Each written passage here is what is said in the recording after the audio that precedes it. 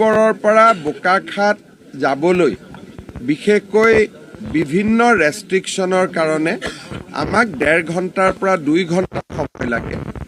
এই এলিভেটেড কৰিডৰটো হোৱাৰ লগে লগে আমি আধা ঘণ্টাৰ ভিতৰতে কলিয়াবৰৰ পৰা আমি বোকাখাট পাব পাৰিম।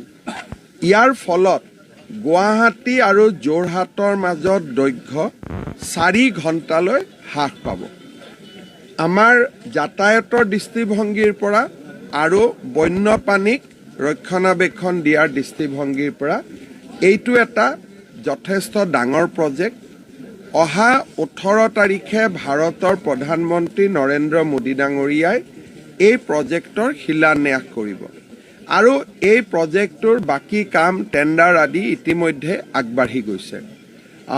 আমি অনুষ্ঠানটো যাতে সুকলমে পাৰ হৈ যায় তাৰ বাবে মই আজি আমাৰ এই পথাৰ মৌচন্দা পথাৰলৈ আহিছিলোঁ, যাতে খুব ভাল কৰি অনুষ্ঠানটো আমি কৰিব পাৰোঁ।